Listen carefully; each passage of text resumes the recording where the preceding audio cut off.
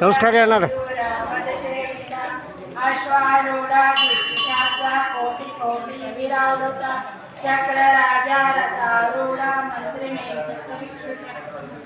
ಚಕ್ರ ರಥಾರೂಢ ಮಂತ್ರಿಣಿ ಪರಿಸೇವಿತ ಗಿರಿಚಕ್ರ ರಥಾರೂಢ ದಂಡನಾಥ ಪುರಸ್ಕೃತ ಜ್ವಾಲಾ ಮಾಲಿನಿಕಾ ಕ್ಷಿಪ್ತ ವೈನಿ ಪ್ರಾಕಾರ ಮಧ್ಯಮ ಬಂಡ ಸೈನ್ಯ ವಜೋಯುಕ್ತ ಶಕ್ತಿ ವಿಕ್ರಮಾರ್ಷಿತ ನಿತ್ಯ ಪರಾಕ್ರಮ ಟೋಪ ನಿರೀಕ್ಷರ ಸಮಸ್ತುಕ ಬಂಡಪುತ್ರ ವಯೋಯುಕ್ತ ಬಾಲ ವಿಕ್ರಮನಂದಿತ ಮಂತ್ರಿಣ್ಯಮ್ಮ ವಿರಚಿತ ವಿಶಂಕ ವದತೋಷಿತ ವಿಶುಕ್ರ ಪ್ರಾಣಹರಣ ವಾರಾಯಿ ದಿವ್ಯನಂದಿತ ಕಾಮೇಶ್ವರ ಮುಖಾಲೋಕ ಕಲ್ಪಿತ ಶ್ರೀ ಗಣೇಶ್ವರ ಮಹಾಗಣೇಶ ವಿಘ್ನ ವಿಘ್ನಯಂತ್ರ ಪ್ರಹರ್ಷಿತ ವರ್ಣಾಸುರೇಂದ್ರ ನಿರ್ಮುಕ್ತ ಶಸ್ತ್ರ ಪ್ರತ್ಯಕ್ಷ ವರ್ಷಿಣಿ ಕರಾಂಗಾರಿ ವರ್ಷಿಣಿ ಕಟಿಲ್ಲತಾ ಸಮರುಚಿ ಷಟ್ಚಕ್ರೋ ಪರಿಸಂಸ್ಥಿತ ಮಹಾಶಕ್ತಿ ಕುಂಡಲಿನಿ ಬಿಸತಂತುವನೀಯಸಿ ಭವಾನಿ ಭಾವನಾ ಕಾಂತಿಮತಿ ನಿರಾಧಾರ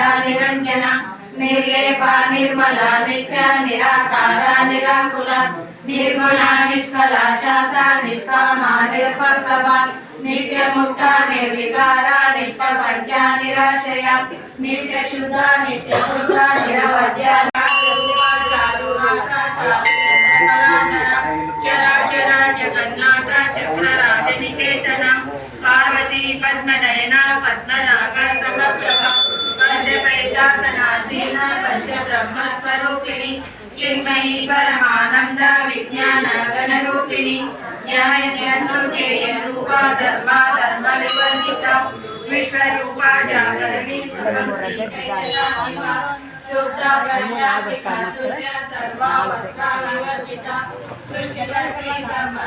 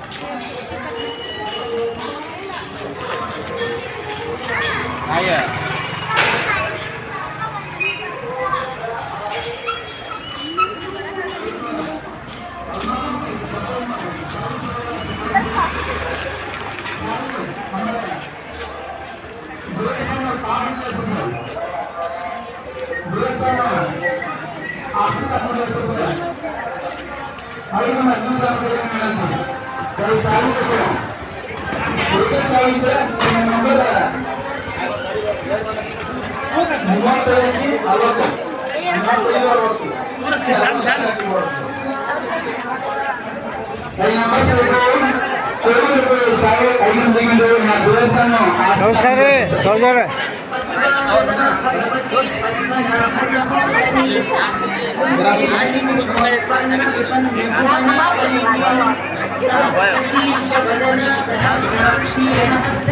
चाली क्रम के आइकन दिखते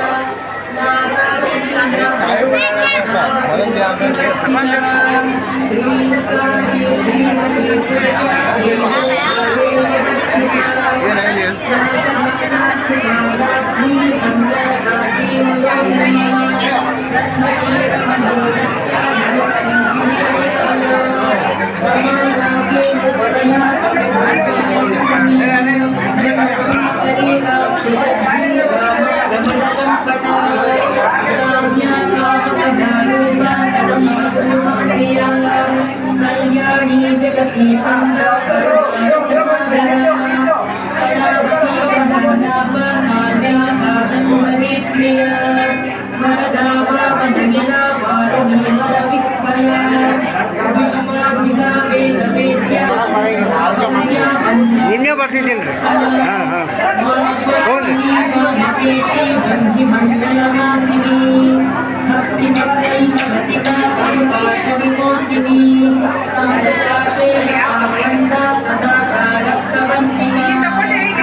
ಆಯ್ತು ಇನ್ನೇ ಬರ್ತೀನಿ ಸದ್ದ ಬರ್ತೀನಿ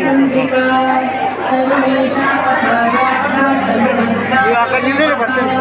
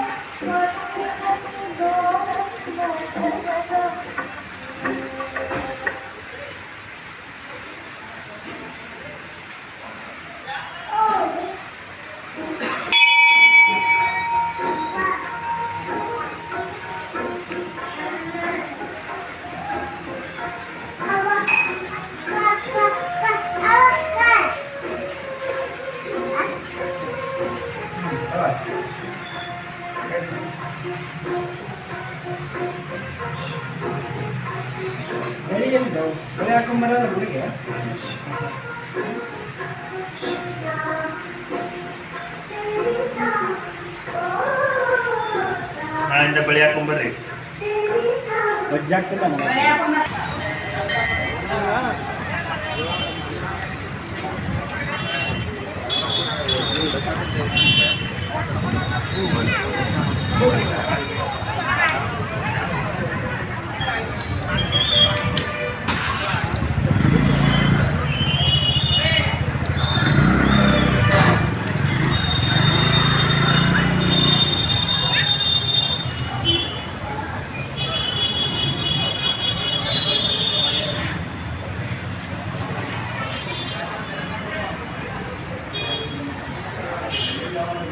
ಮಾಡ್ಕೊತಾರೆ ಯಾರು ಕೇಳೋಬೇಕಿಲ್ಲ.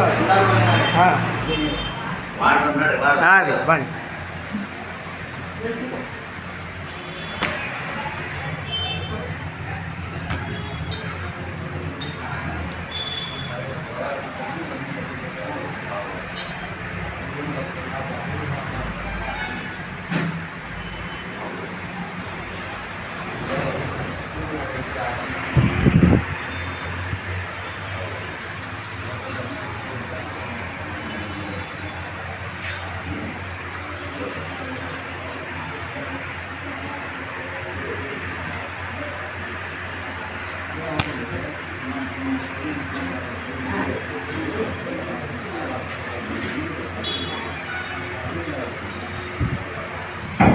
ಆದಿಶಕ್ತಿ ಬನಶಂಕರಿ ದೇವಿಯಲ್ಲಿ ಭಕ್ತಿಪೂರ್ವಕ ನಮನವನ್ನು ಅರ್ಪಿಸುತ್ತಾ ಈ ದಸರಾ ಹಬ್ಬದ ಹಾರ್ದಿಕ ಶುಭಾಶಯಗಳನ್ನು ಇಡೀ ಸಮಸ್ತ ನಾಗರಿಕರಿಗೆ ನಾನು ದಸರಾ ಹಬ್ಬದ ಶುಭಾಶಯಗಳನ್ನು ತಿಳಿಸುತ್ತಾ ಈ ದುರ್ಗೆಯ ಅವತಾರವನ್ನು ಕುರಿತು ಒಂದೆರಡು ಮಾತುಗಳನ್ನು ಇಲ್ಲಿ ವ್ಯಕ್ತಪಡಿಸಲಾಗಿದೆ.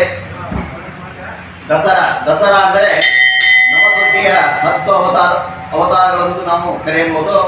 ಪ್ರತಿಯೊಂದು ದಿನ ಅಂದರೆ ಒಂದೊಂದು ದಿನ ದೇವಿಯು ಒಂದೊಂದು ಹೆಸರಿನಲ್ಲಿ ಅವತಾರವನ್ನು ಎತ್ತಿ ದುಷ್ಟರನ್ನು ಸಂರಕ್ಷಿಸುವ ಒಂದು ದಿನವಾಗಿದೆ.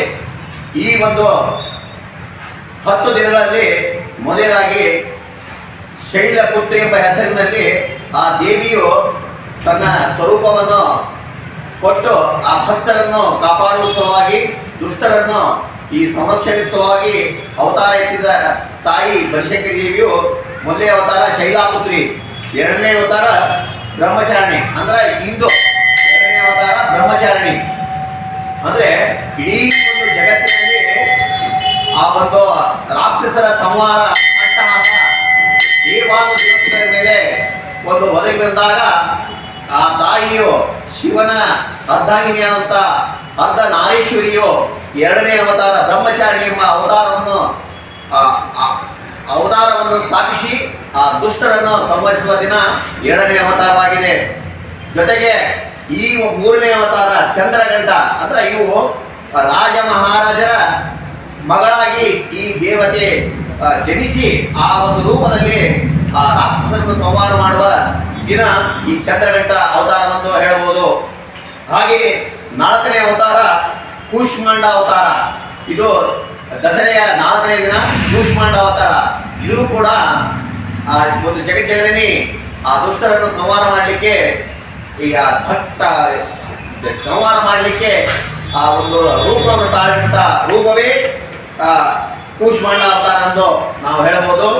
ಹೀಗೆ ಆ ದೇವಿಯ ಪುರಾಣವನ್ನು ಪ್ರತಿನಿತ್ಯ ಘಟಸ್ಥಾಪದ ದಿನದಿಂದ ಹಿಡ್ಕೊಂಡು ಇಲ್ಲಿಯವರೆಗೆ ಯಾರು ಭಕ್ತಿಯಿಂದ ಆ ದೇವಿಯ ಆರಾಧನೆ ಮಾಡ್ತಾರ, ಆ ಒಂದು ಕುಟುಂಬ, ಆ ಕುಟುಂಬದ ಎಲ್ಲ ಜನರಿಗೆ ಆ ತಾಯಿಯ ಆರೈಕೆ, ತಾಯಿಯ ಶುಭ ಆಶೀರ್ವಾದ ಸದಾ ಆ ಕುಟುಂಬದ ಮೇಲೆ ಇರುತ್ತೆ. ಆ ಕುಟುಂಬದ ಜೊತೆಗೆ ಸಮಾಜದ ಎಲ್ಲ ಜನರು ಸಂರಕ್ಷಿತವಾಗಿ, ಸುರಕ್ಷಿತವಾಗಿ, ಪ್ರೀತಿಯಿಂದ ಬದುಕಬೇಕೆಂದು ತಾಯಿಯ ಆಶೀರ್ವಾದದಿಂದ ಹೀಗೆ ಕಾರ್ಯಕ್ರಮಗಳು ನಡೀತಾ ಇದೆ. ಹಾಗೆ ಆ ದೇವಿಯ 5ನೇ ಅವತಾರ ಅಂತ ಸ್ಕಂದ ಮಾತಾ ಅವತಾರ. ಇದು ದಸರೆಯ 5ನೇ ಅವತಾರ. ಈಗ ಪ್ರತಿಯೊಂದು ಅವತಾರವೂ ಕೂಡ ಒಂದು ವಿಶೇಷತೆಯನ್ನು ಪಡೆದಂತ ಒಂದು ಅವತಾರ ಅಂತ ಹೇಳ್ಬೋದು. ಪ್ರತಿಯೊಂದು ಬಣ್ಣ, ಪ್ರತಿದಿನ ಕೂಡ ಒಂದೊಂದು ಅವತಾರ ಅಂತ ಒಂದೊಂದು ಬಣ್ಣದಲ್ಲಿ ಆ ತಾಯಿ ಈ ಭೂಮಿಗೆ ಬಂದು ಆ ಒಂದು ಜನರನ್ನು ಸಂರಕ್ಷಿಸುವ ಅವತಾರವನ್ನೇ ನಾವು ಹೇಳಬಹುದು.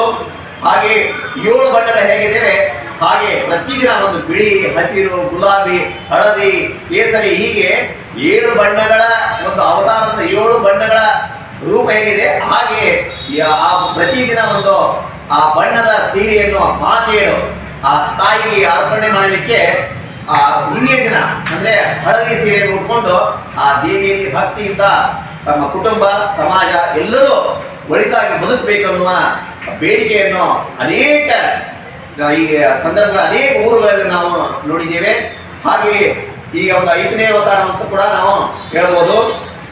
ಹಾಗೆ 6ನೇ ಅವತಾರ ಕಾತ್ಯಾಯನಿ ಅವತಾರ ಅಂತ, ಇದು ಕೂಡ ಒಂದು ದೇವಿಯ ಒಂದು ಅವತಾರವಾಗಿದ್ದು, ಮಾತೆಯರು, ಸುಮಂಗಲೆಯರು ಪ್ರತಿದಿನ ಬ್ರಹ್ಮ ಮುಹೂರ್ತದಲ್ಲಿ 4 ಗಂಟೆಗೆ ಎದ್ದು ಆ ಒಂದು ಪೂಜೆಯನ್ನು ಸಲ್ಲಿಸುವ, ಬನ್ನಿ ಮುಡಿಯುವ ಒಂದು ಕಾರ್ಯಕ್ರಮವನ್ನು, ಬನ್ನಿಗೆ ಸುತ್ತು ಹಾಕಿ ಆ ದೇವಿಯಲ್ಲಿ ಬೇಡಿಕೊಳ್ಳುವ ಅವತಾರವನ್ನು ಕೂಡ ನಾವು ಕಾತ್ಯಾಯನಿ ಅವತಾರ ಎಂದು ಹೇಳಬಹುದು. ಹಾಗೆ 7ನೇ ಅವತಾರ ಕಾಳರಾತ್ರಿ. ಕಾಳರಾತ್ರಿ ಅಂದ್ರೆ ಕರಿ ಬಣ್ಣದ ಸೀರೆ. ಅಂದ್ರೆ ಆ ದುಷ್ಟರು ಹೇಗೆ ಕರಗಿರ್ತಾರ ಆ ಒಂದು ರೂಪದಲ್ಲಿ ತಾಯಿಯು ಕೂಡ ಆ ಬಣ್ಣದ ಸೀರೆಯನ್ನು ಉಟ್ಕೊಂಡು ಆ ದುಷ್ಟರನ್ನು ಸಂಹರಿಸಿ ಆ ಒಂದು ಈ ಜಗತ್ತಿಗೆ ಶುಭ ಒಂದು ಕಲ್ಪನೆಯನ್ನು ನೀಡುವ ಸಲುವಾಗಿ ತಾಯಿ ಅವತಾರವನ್ನು ನಾವು ಕಾಳರಾತ್ರಿ ಅವತಾರ ಎಂದು ಹೇಳ್ಬೋದು. ಹಾಗೆ ಮಹಾಗೌರಿ ಅವತಾರ 8ನೇ ಅವತಾರ ಮಹಾಗೌರಿ. ಈ ಮಹಾಗೌರಿ ಅಂದ್ರೆ ಶಾಂತ ರೀತಿಯ ಒಂದು ಅವತಾರ ಎಂದು ನಾವು ಹೇಳ್ಬೋದು. ಭಕ್ತರು ತಮ್ಮ ಇಚ್ಛೆಯನ್ನು ಪ್ರಕಟಿಸಿದಾಗ ತಾಯಿಯು ತನ್ನ ಆಶೀರ್ವಾದ ರೂಪದಲ್ಲಿ ಅವರಿಗೆ ಅರ್ಪಣೆ ಮಾಡುವ ದಿನಾಂಕ ಈ ಮಹಾಗೌರಿ ವೃತ ಅಂತ ಹೇಳ್ಬೋದು. ಕೊನೆಯ ಅಷ್ಟಮಿ, ದುರ್ಗಾಷ್ಟಮಿ ವೃತ, 9ನೇ ಅವತಾರ ದುರ್ಗಾಷ್ಟಮಿ. ಅಂದ್ರೆ 9ನೇ ದಿನ ಶುಂಭಾನಿಶುಂಭರನ್ನು ಈ ರಾಕ್ಷಸರು ಇಡೀ ಒಂದು ಬ್ರಹ್ಮಾಂಡ ಕುಲದಲ್ಲಿ ಎಲ್ಲ ದೇವತೆಗಳಿಗೆ ಒಂದು ಅಲ್ಲಿ ನುಗ್ಗಿ ಅವರ ದೇವತೆಗಳ ಒಂದು ಎಲ್ಲ ಶಕ್ತಿಯನ್ನು ಇವರು ಪಡ್ಕೊಂಡಿರ್ತಾರ. ಆ ಅಷ್ಟೊಂದು ರಾಕ್ಷಸರ ಶುಂಭಾನಿ ಶುಂಭ ಇಬ್ಬರ ಅವರು ಇಬ್ರು ಕೂಡ ಸಾವಿರಾರು ಲಕ್ಷಾಂತರ ರಾಕ್ಷಸರಾಗಿ ಅವರು ಪರಿವರ್ತನೆ ಆಗ್ತಾರ. ಅಂತ ಒಂದು ಶಕ್ತಿಯನ್ನು ಆ ಶುಂಭಾನಿ ಶುಂಭರು ಪಡೆದಿರ್ತಾರ. ಆ ಶುಂಭಾನಿ ಶುಂಭರನ್ನು ಸಂಹಾರ ಮಾಡಲಿಕ್ಕೆ ದುರ್ಗಾಷ್ಟಮಿ ಅವತಾರ ಅಂದ್ರೆ 10ನೇ ಅವತಾರವನ್ನು ತಾಳಿ ಆ ರಾಕ್ಷಸ ಕುಲವನ್ನೇ ಸರ್ವನಾಶ ಮಾಡಿದಂತ ಅವತಾರ ಈ 10ನೇ ಅವತಾರ ಅಂತ ಹೇಳ್ಬೋದು. ಜೊತೆಗೆ ಈ ದಶಾವತಾರಗಳ 10 ಅವತಾರಗಳ ನಂತರ 11ನೇ ದಿನ ನಾವು ವಿಜಯದಶಮಿ ಅಂತ ಆಚರಣೆ ಮಾಡ್ತೀವಿ. ವಿಜಯದಶಮಿ ಅಂದ್ರೆ ಆ ಬನ್ನಿಯಲ್ಲಿ ಆಯುಧವನ್ನು ಇಟ್ಟು ಅವನಿಗೆ ಕೊನೆಯ ದಿನ ಎಲ್ಲರೂ ಆಯುಧ ಪೂಜೆ ಮಾಡ್ತಾರೆ. ವಿಜಯದಶಮಿ ಆಯುಧ ಪೂಜೆ ಮಾಡಿ ತಮ್ಮ ಇಷ್ಟಾರ್ಥಗಳನ್ನು ಇನ್ನ ಎಲ್ಲ 10 ದಿನಗಳ ಕಾಲ ನಾವು ಹೋರಾಟ ಮಾಡಿದ್ವಿ, ಯುದ್ಧ ಮಾಡಿದ್ವಿ, ಎಲ್ಲವನ್ನು ಬದಿಗಿಟ್ಟು ಜೊತೆಗೆ ಆ ಪೂಜೆಯನ್ನು ಬನ್ನಿ ಮಾತಿಗೆ ಪೂಜೆಯನ್ನು ಮಾಡಿ ಅಂದಿನಿಂದ ಬಂಗಾರ ಹಾಗಿರಬೇಕು ಇಡೀ ಜಗತ್ತು, ಇಡೀ ಸಮುದಾಯ, ಇಡೀ ಕುಟುಂಬ ಪ್ರೀತಿಯಿಂದ ಬಂಗಾರವನ್ನು ಕೊಟ್ಟು ಬಂಗಾರವನ್ನು ತೆಗೆದುಕೊಳ್ಳುವ ಕಾರ್ಯಕ್ರಮ ಅದು ನವರಾತ್ರಿಯ ಕಾರ್ಯಕ್ರಮ. ಆ ನವರಾತ್ರಿಯ ಕಾರ್ಯಕ್ರಮದಿಂದ ಎಲ್ಲ ಇಳಕಲ್ ನಗರದಲ್ಲಿ ಎಲ್ಲರ ಒಂದು ದೇವಸ್ಥಾನದಿಂದ ಮೆರವಣಿಗೆ ನಡೀತಾ ಇದೆ. ಸಾಯಂಕಾಲ ದಿನ 6 ಗಂಟೆಗೆ ಪ್ರತಿಯೊಂದು ದೇವಿಯ ಮುಂದೆ ಆ ಪಲ್ಲಕ್ಕಿ ಉತ್ಸವ ನಡೀತಿದೆ. ದೇವಿಯ ಒಂದು ಪಲ್ಲಕ್ಕಿಯ ಮೆರವಣಿಗೆ ಆಗುತ್ತೆ. ಆ ಬನ್ನಿ ಮುಡಿಯುವ ಕಾರ್ಯಕ್ರಮ ಕೂಡ ಅತ್ಯಂತ ವಿಜೃಂಭಣೆಯಾಗಿ ನಡೆದದು.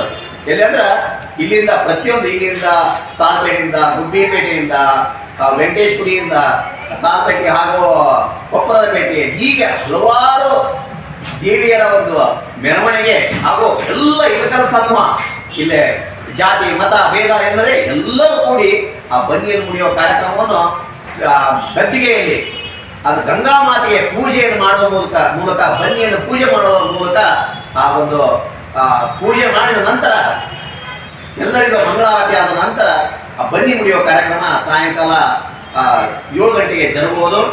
ಈ ದಿಶೆಯಲ್ಲಿ ಇಳಕಲ್ಲ ಜನತೆ ಪುಣ್ಯವಂತರಂತ ನಾವು ಹೇಳ್ಬೋದು. ಯಾಕಂದ್ರೆ ಇಲ್ಲಿ ಸೌಹಾರ್ದತೆ ಇದೆ, ಸೌಹಾರ್ದತೆ ಇದೆ, ಪ್ರೀತಿ ಇದೆ, ಹೊಂದಾಣಿಕೆ ಇದೆ. ನಾವೆಲ್ಲರೂ ಒಂದು ಎನ್ನುವ ಭಾವನೆ ಐಕ್ಯತೆಯೊಂದಿಗೆ ಈ ಒಂದು ನಗರ ಇಡೀ ಕರ್ನಾಟಕದಲ್ಲಿ ಮಾದರಿಯ ನಗರ ಅಂತ ನಾವು ಇಳಕಲ್ಲ ಹೇಳ್ಬೋದು.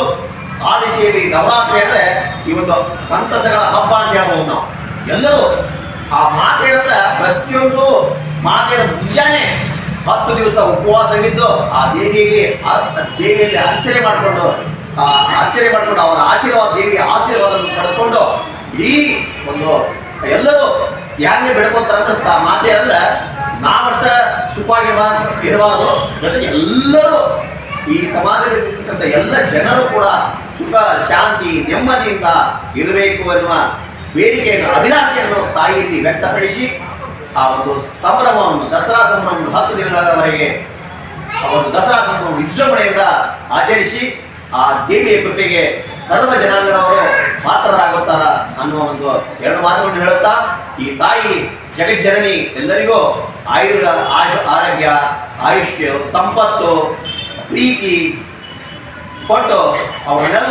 ಎಲ್ಲರನ್ನು ಕಾಪಾಡಿರಲಿ ಅಂತ ನಾನು ಹಾರೈಸುತ್ತಾ ಮತ್ತೊಮ್ಮೆ ಎಲ್ಲರಿಗೂ ಇಳಕಲ್ ನಗರದ ಎಲ್ಲ ಜನತೆಗೂ ದಸರಾ ಹಬ್ಬದ ಹಾರ್ದಿಕ ಶುಭಾಶಯಗಳನ್ನು ಸಲ್ಲಿಸುತ್ತಾ ನಾನು 2 ಮಾತನ್ನು ಮುಗಿಸ್ತೇನೆ. ಜೈ ಹಿಂದ್, ಜೈ ಭಾರತ್.